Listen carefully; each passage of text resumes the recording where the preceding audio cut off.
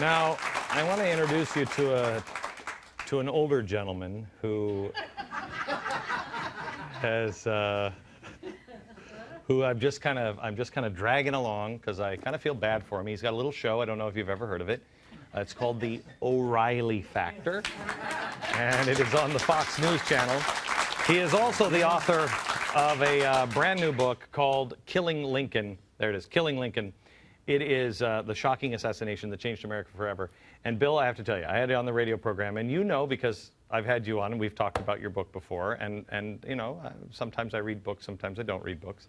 And I'm always very squirrely with you on books that I haven't read. I'll be like, it was, I've read this. It is great. I'm halfway through. It is great. It is worth every penny up to $5 or whatever you're charging for it. It is, no, seriously, it is really good. It is, we were talking, the audience and I were talking before the show, and I said, very few history books are written this way, in a story form, so you actually feel like you know what the story is. You know, you're there. You care. We try to put you there. You care. It's not about dates and places. I find it fascinating how much I didn't know about John Wilkes Booth. Let's start with him. He was a Leonardo DiCaprio of our day. Yeah, he was a flamboyant guy that was well known on the East Coast in particular because he starred in a lot of plays in New York and in D.C. and Philadelphia, and he was a racist.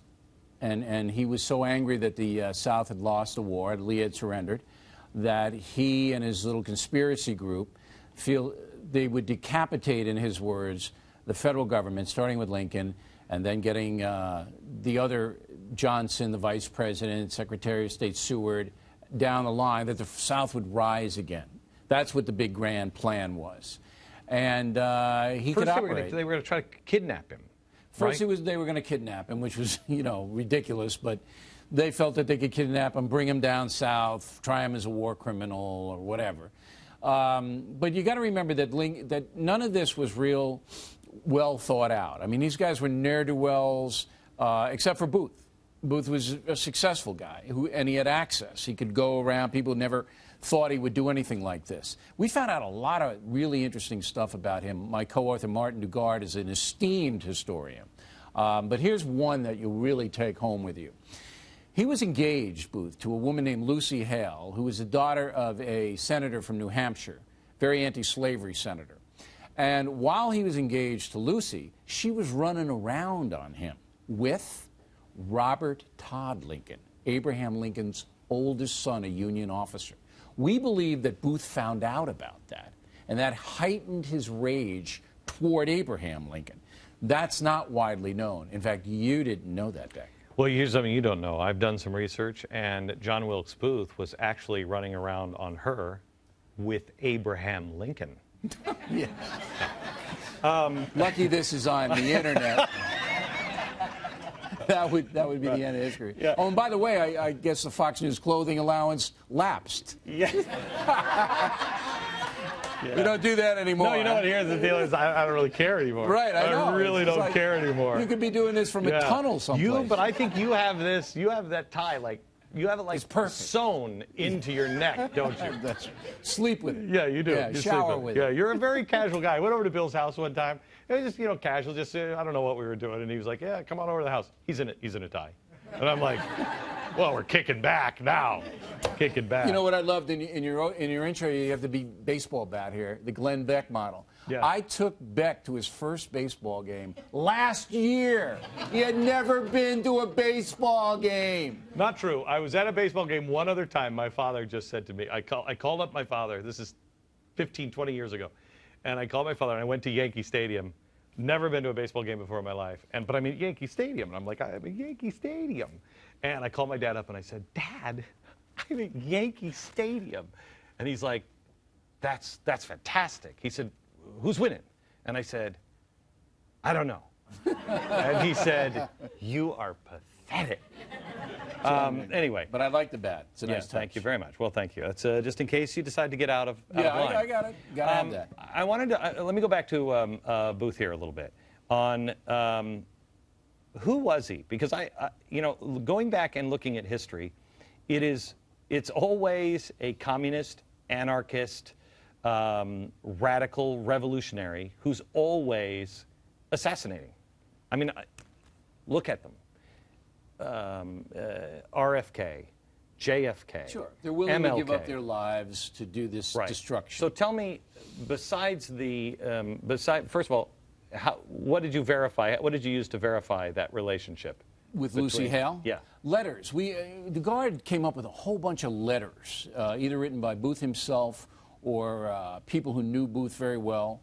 We did all primary source material, or we cited it in the book. This is where we find this, and this is where we found that. But one good thing about killing Lincoln, nobody has challenged the scholarship in it, although they're furious that I would dare to write a book of history. This is the elite pinhead crew. But Booth was driven. You're one of the elites, Bill. I am part of the elite. You are. But I'm not a pinhead, I'm a Harvard. patriot. I know, but there's a difference. You're a Harvard. How did you get out of Harvard? How did I get out of it? With a single shred I just made fun of them when I was up there. They were charging me so much money, they couldn't say anything. I mean, that's how much it costs to go there. But getting back to Booth, what Booth was driven by, all of these assassins throughout American history are driven by something. He was driven by a hatred of blacks. He really hated blacks. Now, why? Hard to say. We delve into his relationship with his father, who pretty much ignored him. His father left the family, ran off with some 17-year-old girl. He had a tough upbringing, competing with his brother, who was a successful actor as well. But there was this black thing that drove him and his madness, because he was truly mad, even though he almost got away with it. They almost got away, Booth and his compatriot. You bring up, I remember when I was younger and I first learned where, your name will be Mudd in this town. Yeah, Samuel Mudd. Right, where that came from. Yep. Mudd was cleared. No, you dragged him back into the mud again. He was sentenced to the Dry Tortugas, where you vacation down in Florida, right off Florida, Key West. And he spent time in prison down there. They were pardoned. No. I mean, what was it? Either this administration, or the last administration or the administration before that. Either Bush or Clinton, right? Pardoned Mudd. Well, whatever they did, Mudd was guilty. I don't even remember that. Mudd helped set his Booth's family leg and then try to get him. Look, Mudd was part of this crew with Mary Surratt and these other people who were Confederate sympathizers. And they had safe houses where Booth and his little conspiracy guys could meet. And they had guns and food and all of that stuff. And most of the people, though, because the South surrenders, and Booth is crazy. He's just crazy about killing. First it's kidnapping, and then he's like, you know what? That's not enough. Gotta get him. I'll get him. And it's a great scene in the book where he's at the range and he's just firing the guns and he's realizing, I'm going to kill him. I'm going to get him. And go ahead. And it was basically a hate-driven plot. And there were various degrees of hatred. Some of his conspirators were shaky in their hatred, but some of them were hardcore. The guy who attacked Seward, unbelievably hardcore. I mean, the violence that he brought into that home, and we describe it. One of the things about this book is, as I said, we put you there. We put you in the Civil War, the last battle, Sailor's Creek, put you right there in the battle. This isn't some history book, like you said, with the date and all of this business. You're right there. But Booth was so bent on trying to decapitate the federal government and having the South rise again, although that was a fantasy. They could never have done it. He believed they could. Did you know that Abraham Lincoln was the most hated man in America at that point? The South obviously hated him. But in the North, 50% of the Northerners hated him because they didn't think they were going to win the war. They were tired of it. There were so many casualties. Here's the thing and they just hated the guy. Here's the thing that I found interesting was, what was the name of his vice president? Andrew Johnson. What a dirtbag this guy was. And he gives the second inaugural, and he's drunk. The book opens up with him drunk, giving the second inaugural address, and he's just like, and let me tell you something else about these Southerners. That's exactly right. Right? And he takes them on, and in the book, this first chapter, so I'm not blowing anything, the first chapter, he takes them on, and Lincoln is like, you've got to be kidding me. I got a drunk VP. He's taken on the South again. I'm trying to make some peace. He gets up to give his inaugural address, and Booth is there with his sweetheart, and lunges towards Lincoln. Right.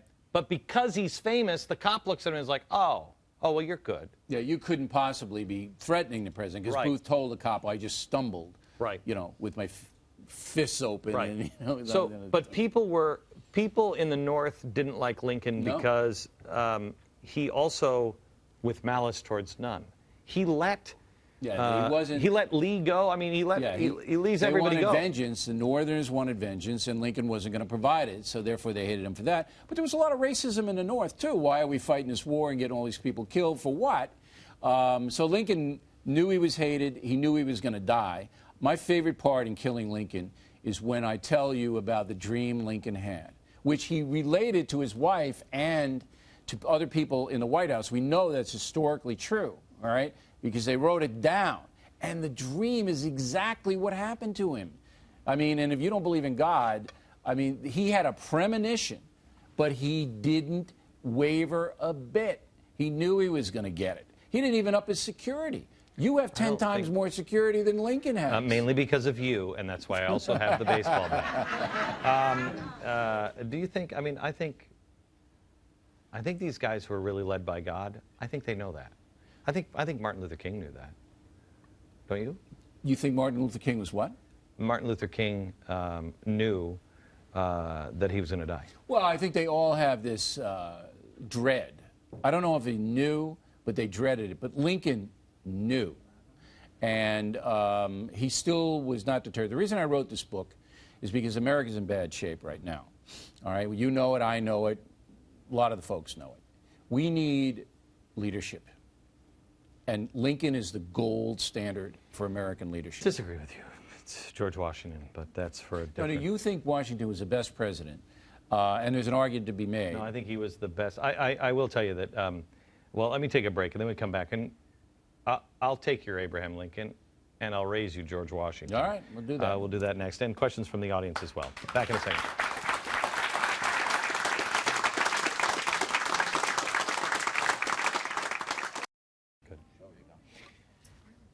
My good friend Bill O'Reilly is joining us. He has a good book, and it's just fantastic. And I want you to get it. It's Bill O'Reilly. And you called me old, right? Yeah, no, it's fantastic. It's fantastic. It's actually we were just talking in the break that we were talking about my kids and homeschooling, and that's one of the books that we'll use.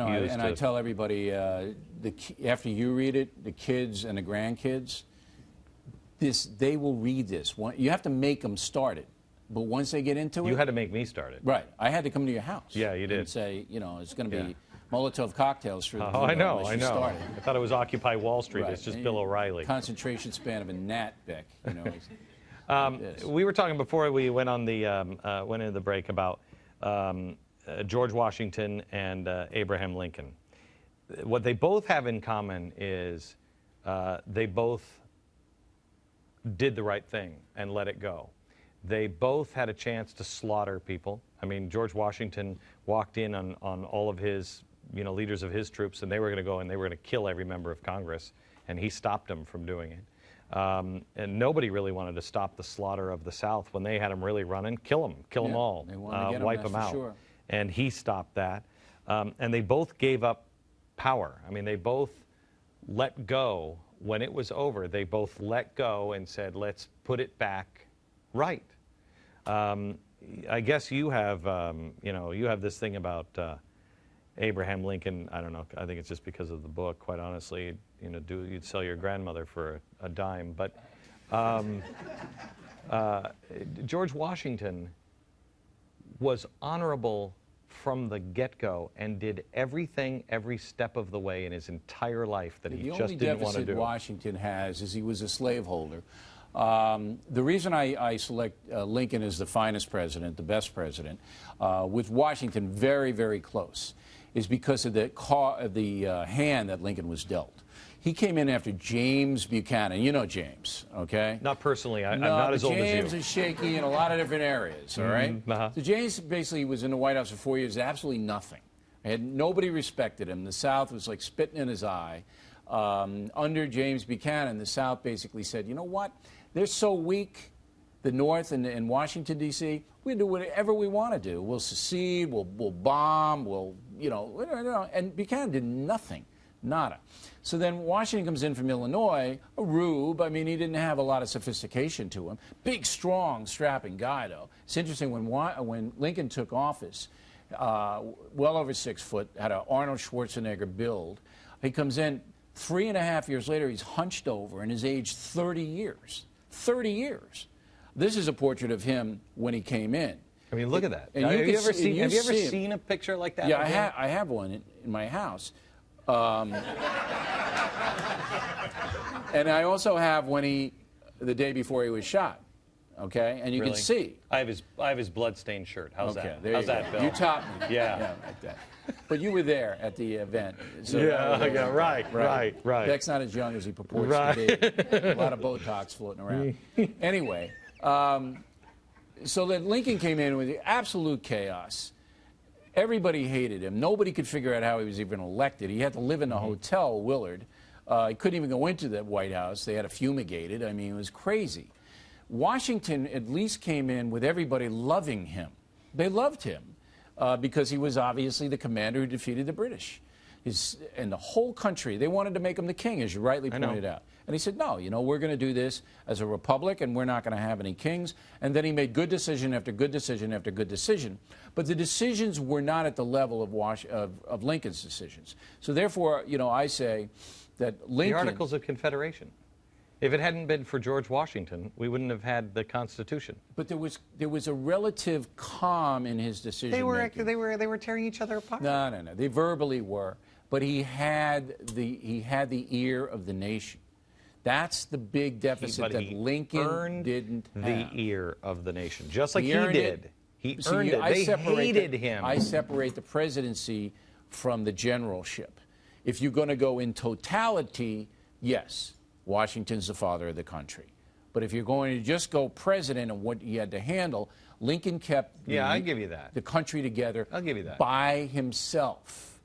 Truly by himself. Vision and his perseverance. Does this guy exist? Abraham Lincoln? Yeah, I mean today.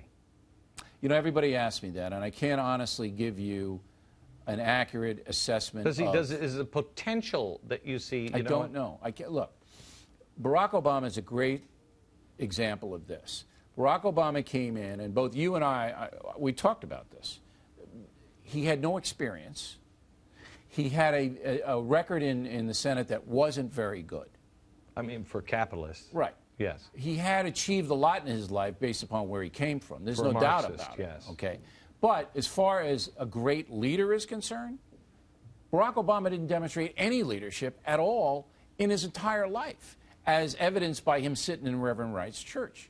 A good leader would have went, you know what? This guy's a loon, and I'm out of here because there are 100 other churches I can go to. All right? Didn't do it. Oprah did, and she warned him. Okay, whatever Oprah did is fine, but the American public bought the image that Barack Obama sold. And the image was good.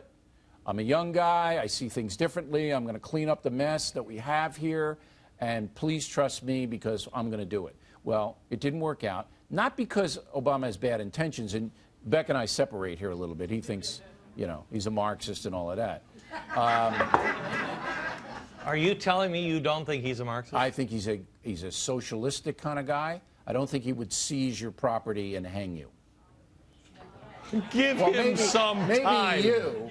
Yeah. Maybe you. You're telling me he's not trying to seize people's property? He's not trying to seize people's property in the way that a Fidel Castro would.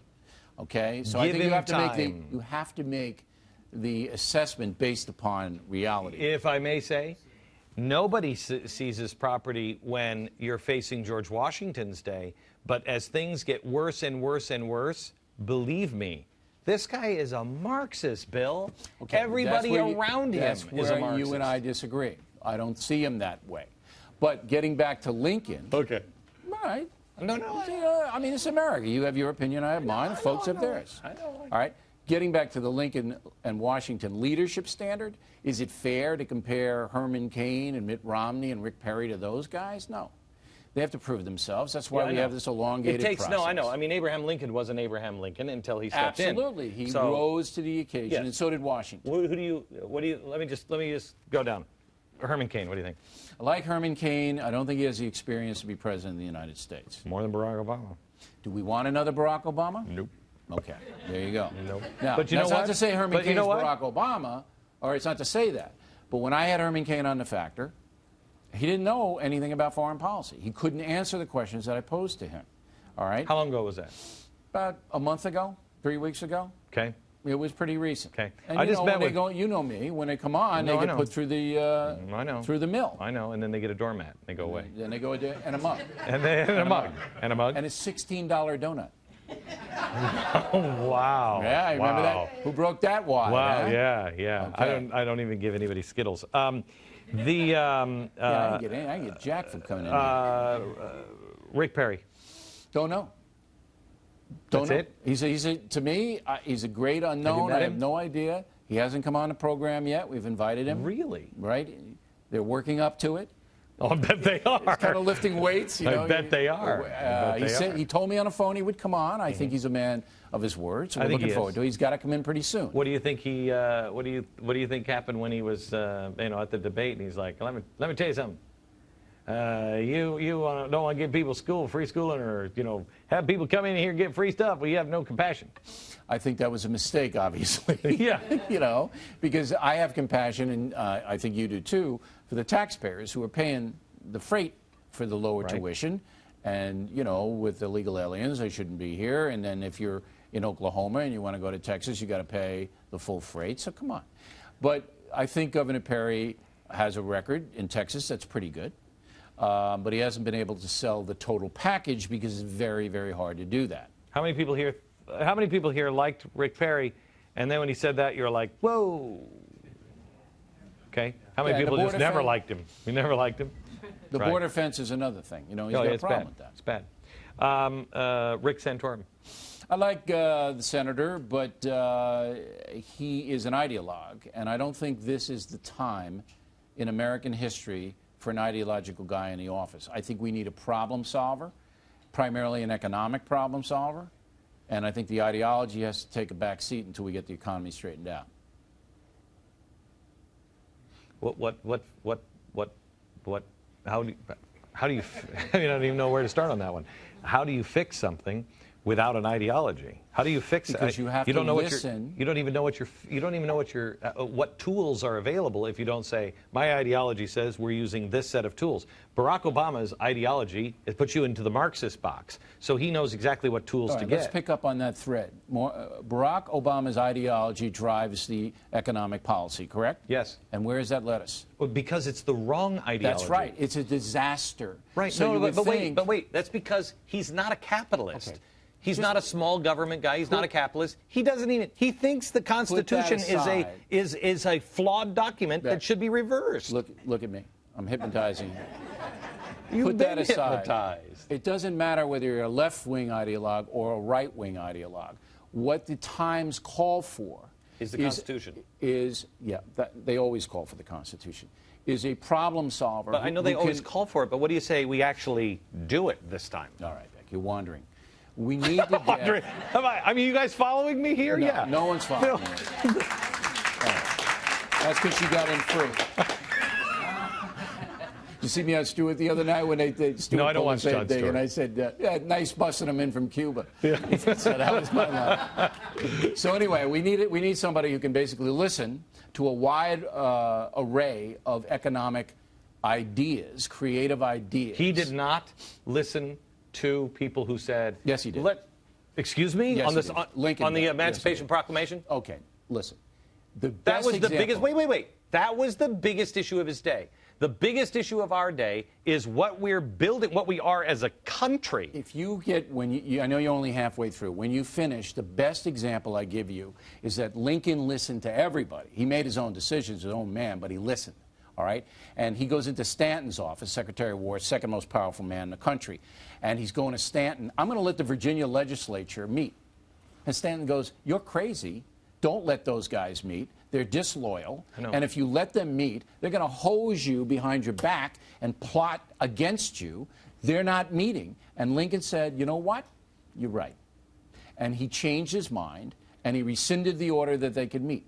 Lincoln listened. We need a president next time who will listen. Right, but that's not. Then but that's not. evaluate. But that's not ideology.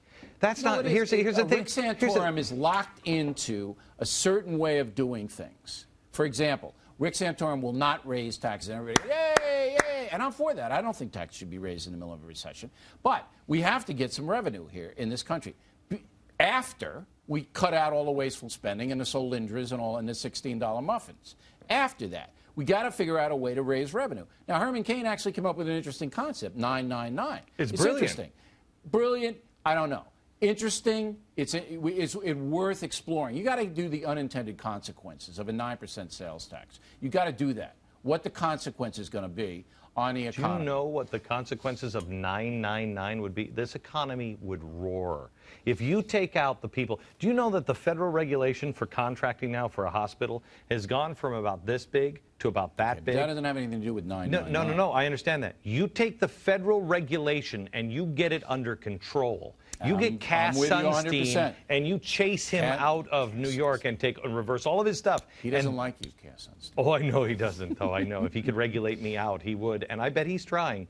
If you get the regulation down and then you unleash the people, you let them keep what they earn. And you ask people to earn something. You say, I'm not going to give you all of this free stuff. I will help people who cannot work.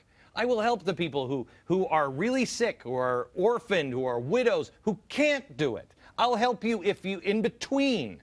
But at some point, you got to do it. No, man. absolutely. Self-reliance has to be number one on the hit parade. But you have to have a leader who can sell a program to all Americans. We're a divided nation, just like we were. It's not going to happen. No. You'd be surprised. The left is so far left. They're not even. The Democrats are not even Democrats anymore. That's only 20% of them. All right, they're driving the train because they got the money. Soros and all of these guys. Okay, but that's only 20%. 1 out of 5 of Americans are that kooky. The rest are waiting and are willing to listen. So you asked me about Rick Santorum, and I say I like him, but I think he's a little too rigid for the times that we live in. So you would say the same about Michelle Bachmann? I don't think the Congresswoman has enough experience to lead at that level because you got the Chinese people, you got Putin coming back, you got these people who are basically, you've got to go mano a mano with them. Can Michelle Bachmann do that? Not at this point. Oh, I don't know, man. She's tough. She's really tough. But I don't think her frame of Bachmann. reference is where it needs to be at this point. I just don't believe it, and I know her very well. So if you had a gun to your head, who would you vote for today? I'm not going to say. I never say who I'm going to vote for, but I'm watching all of them. You're asking me for an evaluation today, all right? It could change next week. I know that. The names that you've thrown out. You feel comfortable with any of them? I feel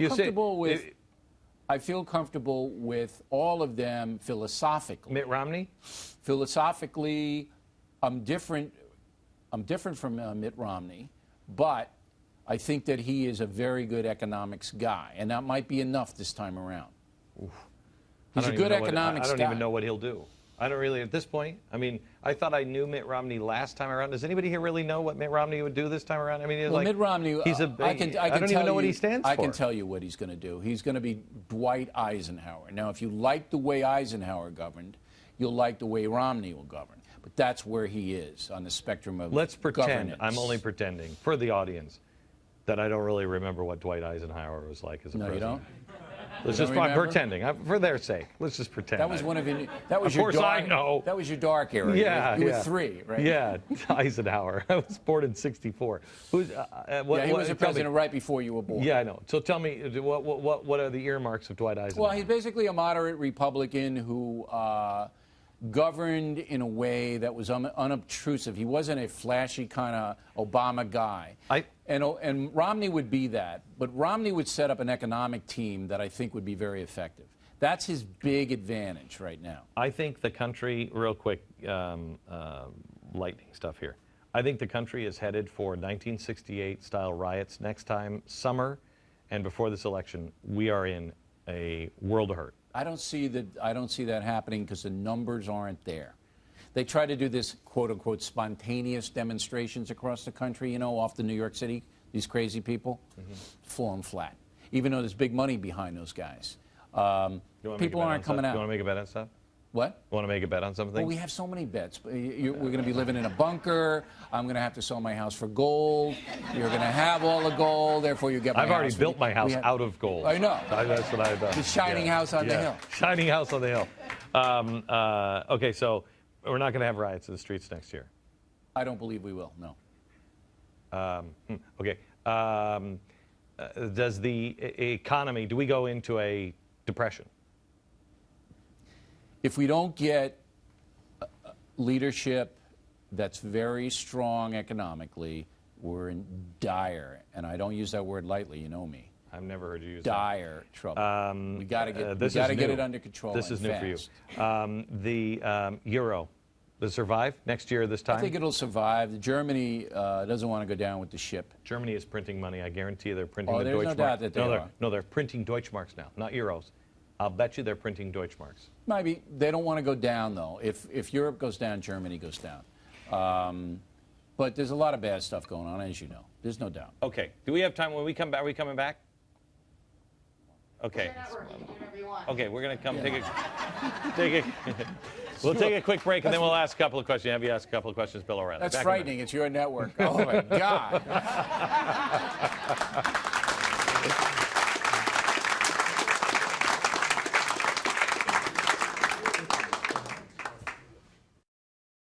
All right, we're back with Bill O'Reilly, and I'm about to give a baseball bat to the audience.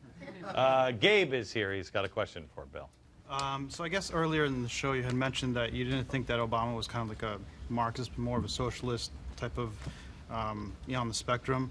But the Gibson guitar story from I guess a couple of weeks ago, that the EPA kind of went in and took the wood from Gibson, but didn't from the other manufacturers. It's the exact same wood. How does that not confiscating property? I lost the last end of the couple of weeks ago. He did what? He went into the Gibson guitar factory, and he took this exotic the wood thing. Yeah, right. But he didn't take it from the other manufacturers, just Gibson. This guy picks and chooses. How is that not confiscating? Well, look, I mean, you can take any situation. I didn't pay much attention to that.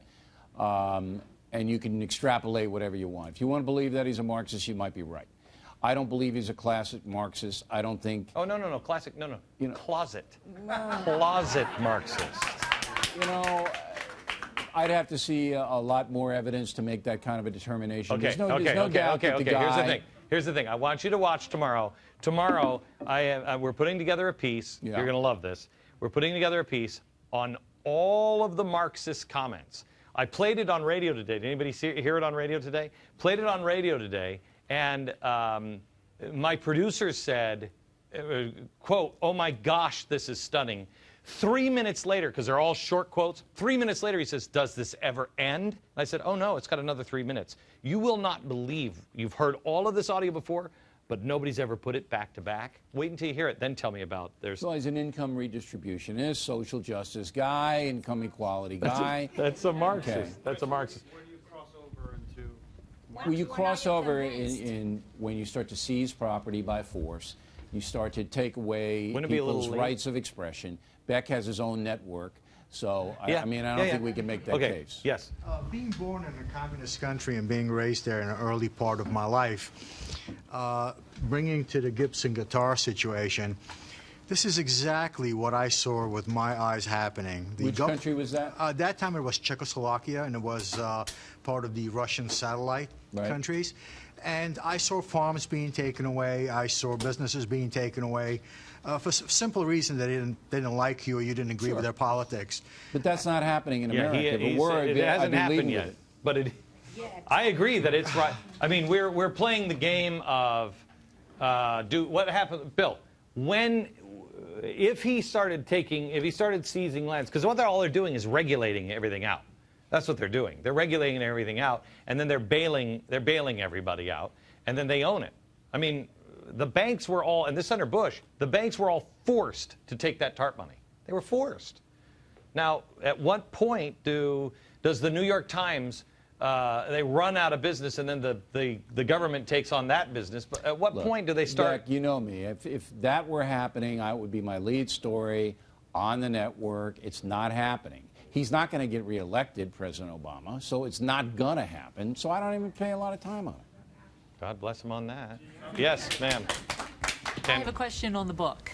As you were putting the book together, what, other than the little romance thing, what did you learn when... I learned a lot putting together Killing Lincoln, because I didn't know, number one, that he was so hated. I didn't know that. Number two, I didn't know where his leadership came from. And I found out that it came from within him, not from without. You know the story of his. Do you know the story of his father leaving him when he had to live in the woods? Right. I mean that's an incredible story. You know, of Abraham Lincoln. Lincoln had, and that's why I believe in God. Lincoln was one of those special people who was born to do what he did. You know, there was a divine plan for Lincoln. He was the right guy at the right time in our history. And what's interesting about America is we've always had the right guy at the right time. Look at Beck. And look at Barack Obama. Thank God. Well, you know, but it goes up and it goes down. We're in a down cycle. And that's why I wrote the book, because I wanted, particularly younger Americans who don't know anything about Abraham Lincoln. And they're not going to read the history book or listen to Mr. Crabtree tell them about it. They're not. They'll read this because it's exciting. It's drama. There's blood. There's gore. There's some sex in there. We threw everything in there to drive it through so that people would get the full totality of what an American leader should be. Hang on just a second. Was it Susan? Susan, last question here. Susan, go ahead. Okay. It's a great last question, actually. Fox News and News Corp have made statements recently that they're going to be changing their coverage. They're going to be changing their philosophy to a more centrist position. All right. Well, now, they didn't tell me that. So. Well, that's the rumor. You know. If they do that, or when they do that, or whatever this happens, how do you see that affecting you as an individual with It would Fox? never affect me because I wouldn't be there. You wouldn't be there. No, Okay. I've been there for 15 years. Nobody's ever told me what to do. They wouldn't dare do that because I wouldn't be there the next day. I will tell you that nobody screws with Bill. Nobody screws with Bill. Nobody screws with Bill. You know, look, it's just I have a reputation in the TV industry as a maverick, like Sarah Palin.